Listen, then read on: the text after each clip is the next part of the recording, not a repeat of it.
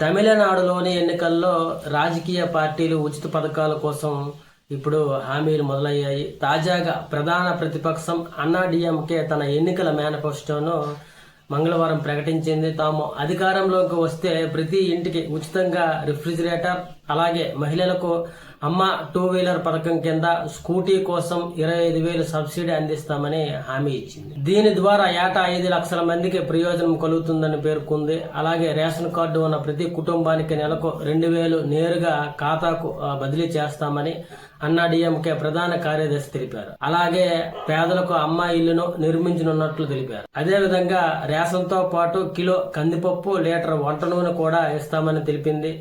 ఇక మహిళలతో పాటు పురుషులకు కూడా ఉచిత బస్సు ప్రయాణం కల్పించనున్నట్లు అన్నా డిఎంకే పేర్కొంది.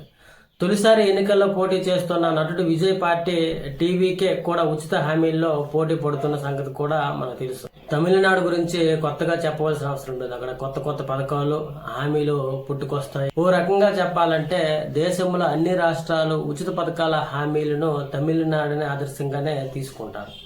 అయితే ప్రస్తుతం డిఎంకే ప్రభుత్వం 3 నెలల సొమ్మును ఒకేసారి మహిళల ఖాతాలో జమ చేసింది.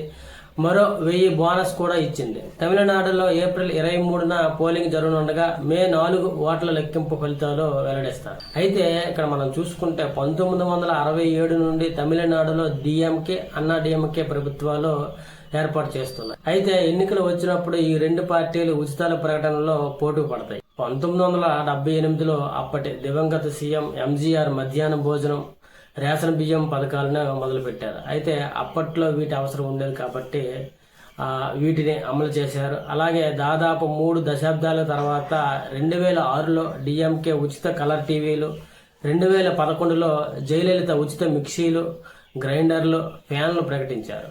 ఈ పరంపర అలాగే కొనసాగుతుంది. తెలుగు రాష్ట్రాలలోనే పలు పథకాలకు తమిళనాడు ఆదర్శం. 2014లో ఏపీలో అధికారంలోకి వచ్చిన టీడీపీ తమిళనాడులోని అమ్మ క్యాంటీన్ ను స్ఫూర్తిగా తీసుకుని అన్నా క్యాంటీన్ ని ప్రారంభించారు.